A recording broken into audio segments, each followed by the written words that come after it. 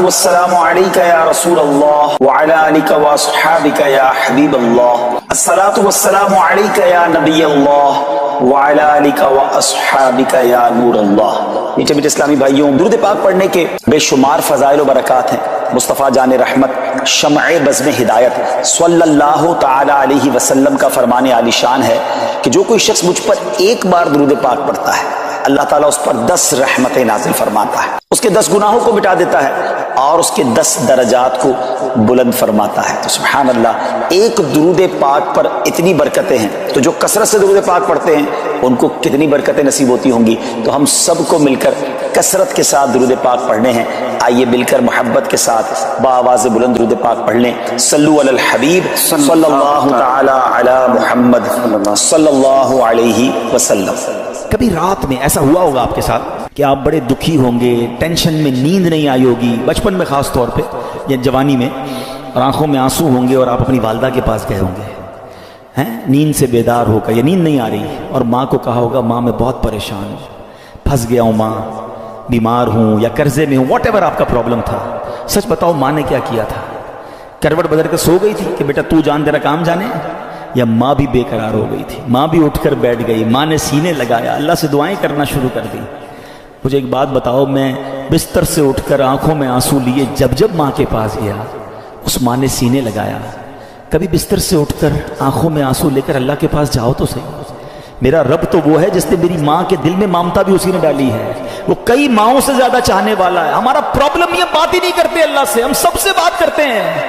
آپ اس کو ٹرائی کر کے دیکھ لیں، یہ راتیں اللہ سے مانگنے کی ہیں، اور اللہ سے اپنی مادری زبان میں جس طرح بات کرنی ہے بات کرے نا۔ دنیا میں کسی بڑے آدمی، گورنر، وزیر اعظم، صدر سے بات کرنی ہے، اول تو ٹائم نہیں ملتا، نمبر نہیں ملتا، مل جائے تو سیکرٹری بولتا ہے صاحب بہت بیزی ہیں، 15 دن بعد موقع ملے گا۔ اچھا پھر ملاقات 5 منٹ کی ہوگی، کتنی کنڈیشن ہے یار۔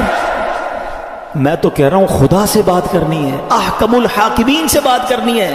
کیسے ہوگی؟ پوچھو مولا علی سے۔ کہتے ہیں جب میرا جی چاہتا ہے میرا رب مجھ سے بات کرے، میں قرآن پڑھنے لگ جاتا ہوں، اور جب جی چاہتا ہے میں اللہ سے بات کروں، میں دعا کرنے لگ جاتا ہوں۔ کیا ٹو وے کانورزیشن ہے یار، نو بڈی بٹوین می اینڈ اللہ سبحانہ و تعالیٰ، نو سیکرٹری، نو ٹائم لمٹ، جتنی بات کرنی ہے کرو نا۔ ہاتھ اٹھاؤ اکیلے میں، کبھی کبھی تہجد میں بیٹھا کرو، یہ مسجد میں بھی آ کر نا کونا پکڑ لیا کرے، کبھی کبھی فوراً چلے جاتے ہیں لوگ، اور اللہ سے باتیں کریں۔ اے اللہ پریشان ہوں، اے اللہ بیمار ہوں، پھنس گیا ہوں مولا، کاروبار ٹھپ ہو گیا ہے، روزی کے مسائل ہیں، بیماری کے، جو آپ کے دل میں اللہ سے بات کرو۔ آپ یقین کرو وہ دینے والا ہے، وہ خود فرماتا ہے ادعونی استجب لکم، مانگو میں تمہیں عطا کروں گا۔ جس دن اللہ پر آپ کا بھروسہ بڑھ گیا نا، آپ کو دعا کا لطف آ جائے گا۔ آپ اللہ سے، پتہ ہے ایک اور بڑی پیاری قرآن پاک کی آیت کا جز ہے، وہ کیا ہے؟ وَأُفَوِّضُ أَمْرِي إِلَى اللَّهِ، میں اپنے سارے کام اپنے رب کے سپرد کرتا ہوں۔ ہم کہتے ہیں نا یار میں آج گیا تھا بھائی فلاں جگہ، فائل جمع کرا کے آیا ہوں، مسئلہ حل ہو جائے گا، بہت بڑی شخصیت کو دے کر آیا ہوں فائل۔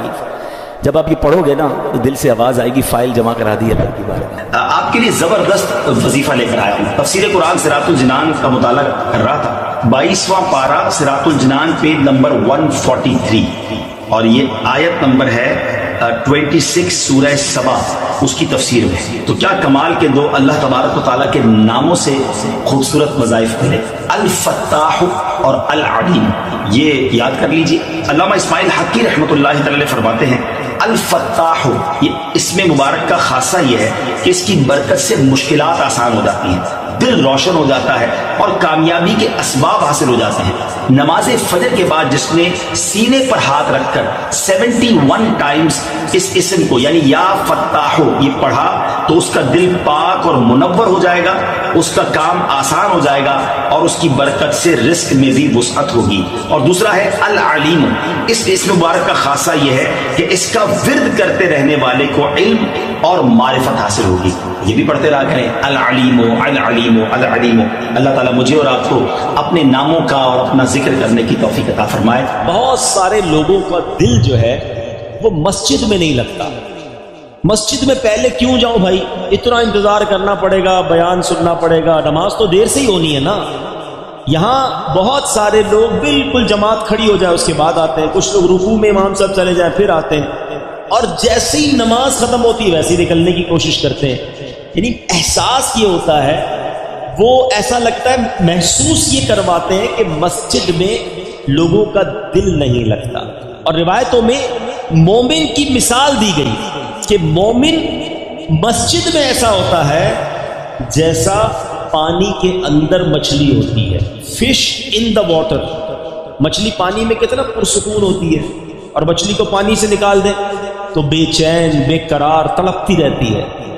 مگر بدقسمتی کے ساتھ بہت بڑی اکثریت ہماری وہ ہے کہ وہ مسجد کے اندر اس طرح ہوتی ہے جیسے مچھلی پانی کے باہر ہے، بے قرار بے چین گھڑی دیکھتے رہیں گے یار کب اذان ہوگی، کب جماعت ہوگی. کبھی امام صاحب 1 منٹ لیٹ ہو جائیں، 2 منٹ لیٹ ہو جائیں تو امام صاحب کو پکڑ لیں گے، حضرت 2 منٹ آج آپ نے لیٹ جماعت شروع کی. امام صاحب 1-2 منٹ لمبی نماز پڑھا دیں، دعا طویل کر دیں، اس پر اعتراض کرنے والے اعتراض کر رہے ہوتے حضرت آج آپ نے 2 منٹ لمبی دعا کرا دی.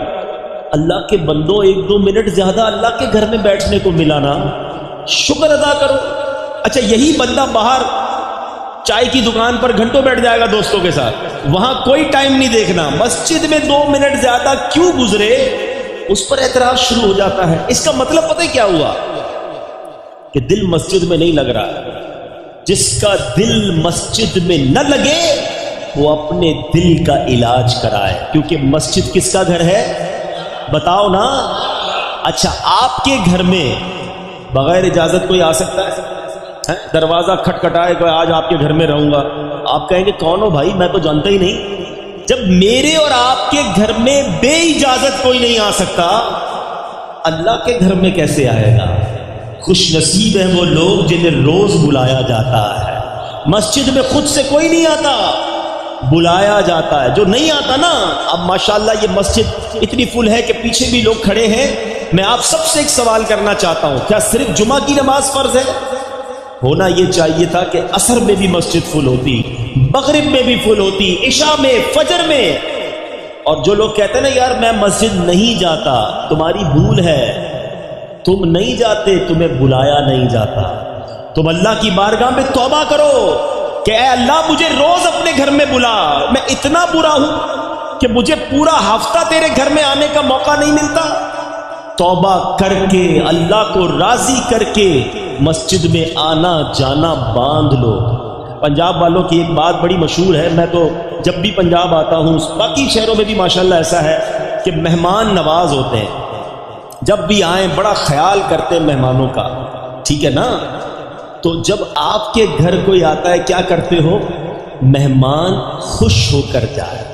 ایسا ہی ہے نا، اگر آپ کے گھر پہ کوئی مہمان آتا ہے آپ کیا کہتے ہیں؟ یار مہمان راضی ہو کے جائے. اب مہمان کو کچھ تحفہ بھی دے کے بھیجتے ہیں.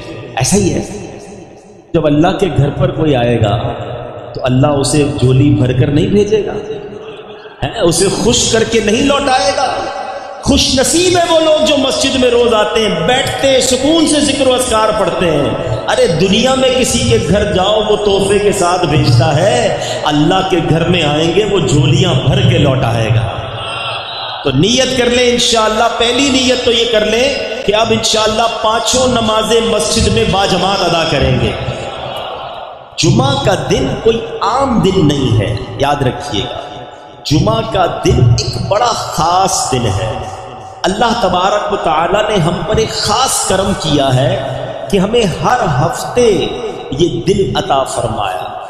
جمعہ کے دن کچھ خاص اعمال کرنے والے ہیں، وہ بھی عرض کرتا ہوں. لیکن جمعے کی پہلے اہمیت کو سمجھیے کہ جمعہ پیارے آقا علیہ الصلوۃ والسلام کی احادیث اور روایتوں کے ذریعے علماء نے بتایا کہ جمعہ یوم العید ہے.